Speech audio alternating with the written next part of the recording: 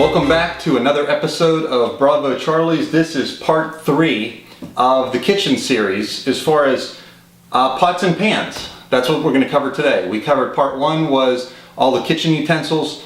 Part 2 was necessary small appliances that you'll need in your kitchen. And part 3 was, or is, pots and pans. I was foolish enough to think that I could cover all 3 of these parts in one video.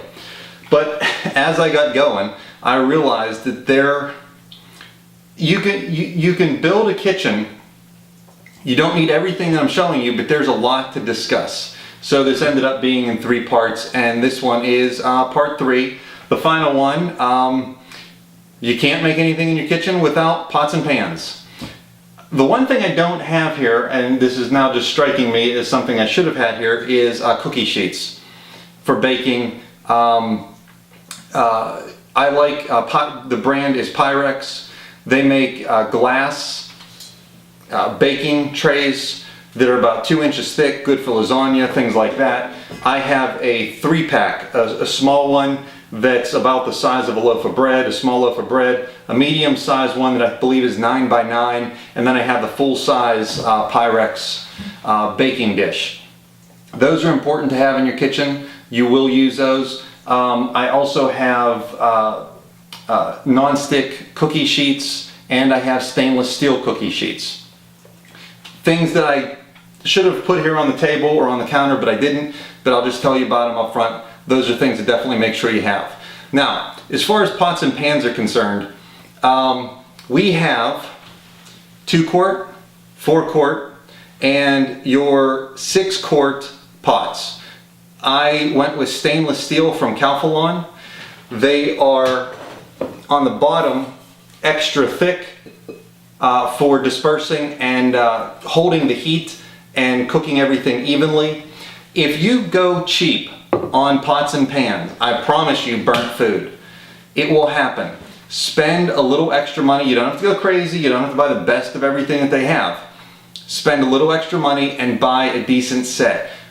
Read reviews on websites like Amazon. Go to the manufacturer website, read reviews there. Go to Kohl's and Macy's, both have reviews on their website. Read those reviews before you go spend a couple $100s on pots and pans. I went with Calphalon stainless steel. This one is interesting because it is a 6-quart, 6-quart stock pot, but it has a removable colander. So if you're making a couple pounds of spaghetti, if you're making any type of pasta, you're making it in here, you pull this out, you leave the water, let this drain, and then you already have your colander in the pot for any type of pasta you're making. Very handy. Spend the extra money, get a stock pot that comes as a kit like this for, there's just so many uses for it. And then I have a small, what brand is this? Revereware. It's another good brand of pots and pans. I have just a small, I'd say it's probably about a 1/2 quart, or maybe a 1 quart pan for small items, or pot for small items. Okay, in the pans department, I went with KitchenAid is the brand that I purchased. These are anodized, hard anodized non-stick. Once again, you can buy cheap non-stick pans. Don't. These ones have rubber handles on both sides to keep it easy to hold. Okay, you can get these KitchenAid pans in multiple sizes. I think this is a 12-inch, there's a 10-inch, and then this is a smaller, probably this is an 8-inch non-stick pan as well. Good for omelets, or if you're just making eggs for yourself. Important to have good quality non-stick pans in your kitchen. Now this, I'm not going to tell you the brand because I don't like it.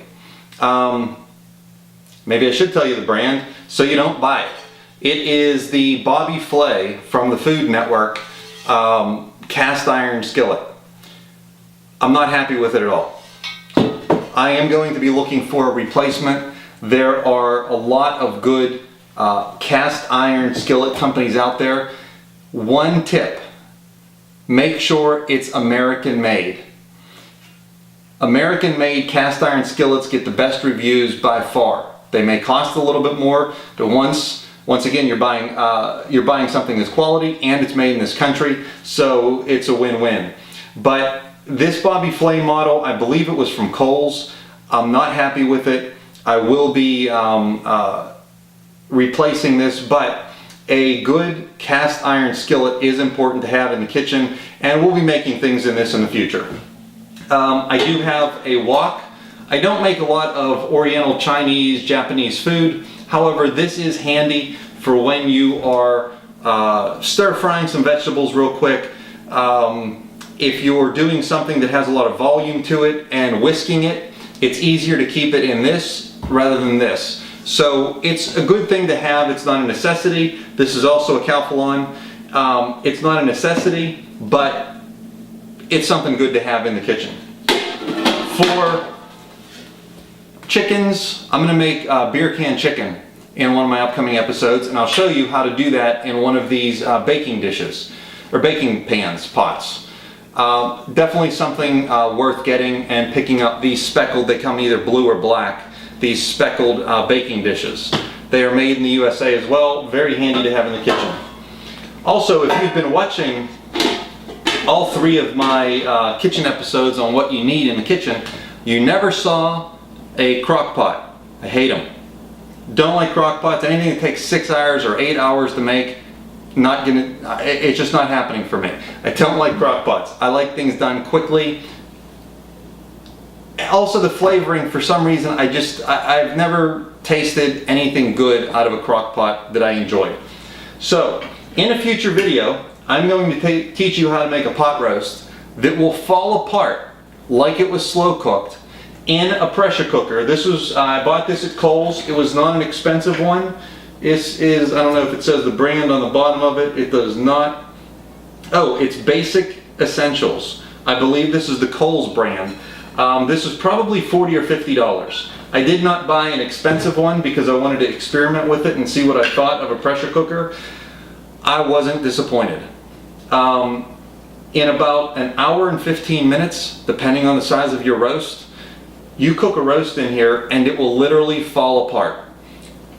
Cooking it inside a pressure cooker, and I'll explain this in another video, important to have. So this is something else not necessary, but once again, it's definitely a good addition to any kitchen. So that covers part 1, 2, and 3 of what you need to put in a kitchen to get started. I hope some of the tips were useful and you found some things that you didn't know existed, or now understand what some of these products do. If you like this video, please give me a thumbs up below. Hit the subscribe button below also for future videos. I also put links. If you click underneath the video, there's a section that says more with the description. You'll see links to other videos that I've done as well. So thank you for your support and watching another episode of Bravo Charlie's, and I look forward to seeing you next time. Thank you.